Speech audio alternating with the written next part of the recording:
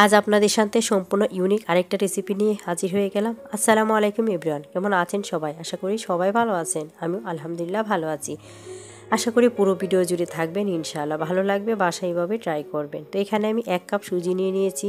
চিকন দানা বা মোটা দানা কোনো সমস্যা হবে না, যে কোনো সুজি নিয়ে নেবেন। আর সুজিটাকে আমি একটু গুঁড়া করে নিয়েছি। তো কয়েক মিনিট একটু ঝাড়ি দিয়ে গুঁড়িয়ে নিয়েছি। আর গুঁড়ানোর পর এখন এর সাথে অ্যাড করে দেবো একটা কাঁচা আলু। তো আলুটাকে আমি একটু ছোটো ছোটো করে কিউব করে নিয়েছি, যাতে করে ব্লেন্ড করতে সুবিধা হয়। এখন এর সাথে আমি অ্যাড করে দেবো 1/2 কাপ পানি। তো পানিটা দিয়ে এখন আমি এটাকে আবারও পেস্ট করে নেব। আর একেবারে পেস্ট করে নেবেন, যাতে করে আলুটা একেবারেই মিশে যায়। তো দেখেন, পেস্টটা দেখে হয়তো বুঝে গিয়েছেন। তো একেবারে স্মুথ করে কিন্তু আমি একটা পেস্ট করে নিয়েছি। আর এর সাথে অ্যাড করে দিব এখন আমি কাঁচামরিচ। তো এখানে কয়েকটা কাঁচামরিচ কুচি করে নিয়েছি, সেটা দিয়ে দিচ্ছি সামান্য পেঁয়াজ কুচি। আর দিয়ে দেব একটা গাজর কুচি। চাইলে এখানে আপনারা বাঁধাকপিটাও ব্যবহার করতে পারেন। একটা টমেটো কিউব করে নিয়েছি, সেটাও দিয়ে দিলাম। আর দিয়ে দিচ্ছি এখানে কিছুটা ধনিয়া পাতা। ধনিয়া পাতাটা দিয়ে এখানে অ্যাড করে দিচ্ছি স্বাদের জন্য লবণ। আর এখন অ্যাড করে দিব সামান্য জিরে গুঁড়া। আর দিয়ে দিব এখানে সামান্য গোলমরিচের গুঁড়া।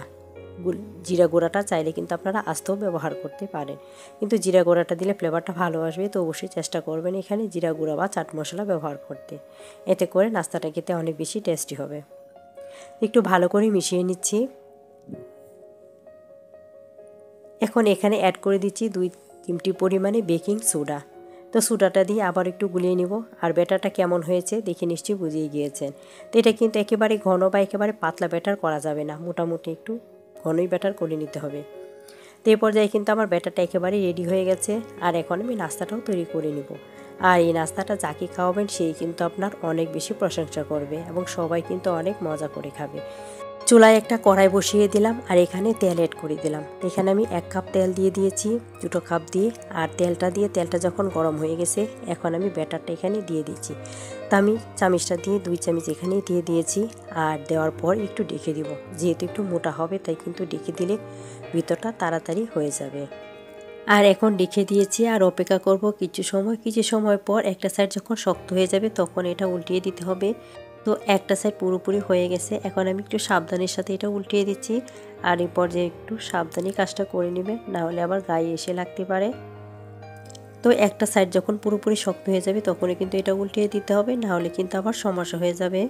তো এখন আর এটা ঢাকবো না, না ডেকে আমি এটাকে একটু ঘুরিয়ে এরপর কিন্তু ভেজে নিব। যেহেতু নাস্তাটা অনেকটাই মোটা, তাই কিন্তু একটু চেপে চেপে দিলে তাড়াতাড়ি ভিতরটা কুক হয়ে যাবে। তো এরপর যে একটু চেপে চেপে দিয়ে এরপর কিন্তু 2টা সাইডে কালার করে ভেজে নেবেন। আর এই নাস্তাটা খেতে কিন্তু আপনার হবে যে একেবারে উপরটা ক্রিস্পি আর ভিতরটা একেবারেই নরম তুলতুলে, যে কেউ কিন্তু অনেক বেশি মজা করে খাবে। চাইলে কিন্তু আপনারা এটা অতিথি আপ্যায়নে, সকালে নাস্তায়, বাচ্চাদের স্কুলের টিফিনে বা রাতের ডিনারও কিন্তু রাখতে পারেন। এখন আমি একটা সস বানিয়ে নিচ্ছি। আর এই সসটা দিয়ে আমি নাস্তাটা পরিবেশন করব। তো এখানে 2 টেবিল চামচ মেয়োনিজ নিয়ে নিয়েছি। তো মেয়োনিজটা একটু মিশিয়ে নিয়ে এরপর এখানে অ্যাড করে দেবো টমেটো সস। তো মেয়োনিজটা যেহেতু ফ্রিজে ছিল তাই মনে হচ্ছে যে একটু শক্ত। তো এখন এখানে আমি অ্যাড করে দিচ্ছি টমেটো সস। তো কিছুটা টমেটো সস এখানে অ্যাড করে দিয়েছি, প্রায় 2 টেবিল চামচের মতোই হবে। তো টমেটো সসটাও এখন একটু ভালো করে মিশিয়ে নিচ্ছি। সবগুলো উপকরণ কিন্তু ভালো করে মিশিয়ে নিতে হবে। তো টমেটো সসটা একটু ভালো করে মিশিয়ে নিয়ে এরপর এখানে আমি অ্যাড করে দেব সুইট চিলি সস। যারা এখন আমার চ্যানেলটা সাবস্ক্রাইব করে নেয়, চাইলে চ্যানেলটা সাবস্ক্রাইব করে আমার পাশেই থেকে যেতে পারেন। পাশে থাকা বেল আইকনটা প্রেস করে রাখবেন, এতে করে প্রথম নোটিফিকেশনটা আপনার কাছেই চলে যাবে। ভিডিওটা যদি ভালো লাগে ফ্রেন্ড ও ফ্যামিলির সাথে শেয়ার করে দিবেন। বেশি ভালো লাগলে একটা লাইক দিতে ভুলবেন না। আর যদি চ্যানেলটা সাবস্ক্রাইব করে রাখেন তাহলে পরবর্তীতে ভিডিওটা খুব সহজেই দেখে নিতে পারবেন। তো সসের নামটাও আমি আপনাদের একটু দেখিয়ে দিচ্ছি। যে কোনো সুপার শপে কিন্তু আপনারা এই সসটা পেয়ে যাবেন, গিয়ে বললেই হবে যে সুইট চিলি সস, তাহলে কিন্তু আপনাদের এটা দিয়ে দিবে। তো এখানে আমি সুইট চিলি সস দিয়ে দিলাম 3 টেবিল চামচের মতো। আর এই সসটা কিন্তু কিছুটা ঝাল কিছুটা মিষ্টি। তো এখন 3টা উপকরণ মিলিয়ে কিন্তু আমি একটা সস তৈরি করে নিয়েছি। আর এটা দিয়ে কিন্তু আমি নাস্তাটা পরিবেশন করব। আপনারা চাইলে কিন্তু যে কোনো চাটনি বা এটা ঝাল ভর্তা দিয়েও কিন্তু পরিবেশন করতে পারেন। এখন নাস্তাগুলো কিন্তু আমার হয়ে গেছে। আর এখন নাস্তাটাও একটু পরিবেশন করে নিচ্ছি। তো পুরো নাস্তাগুলো কিন্তু আমি বানিয়ে নিয়েছি। তো এখন দেখেন নাস্তার কালারটা কেমন হয়েছে। নাস্তাটা কিন্তু উপরটা হবে একেবারেই ক্রিস্পি আর ভিতরটা হবে একেবারেই নরম তুলতুলে। তো বাসায় যদি সামান্য সবজি থাকে তাহলে কিন্তু এমন একটা ইনস্ট্যান্ট নাস্তা তৈরি করে নিতে পারবেন। আর এই নাস্তাটা কিন্তু চটজলদি হয়ে যায়, খুব সহজেই কিন্তু বানিয়ে নিতে পারবেন, কোনো প্রকার বেলাবেলির ঝামেলাও নাই। আর ভালো লাগলে বাসায় তো অবশ্যই একবার ট্রাই করবেন।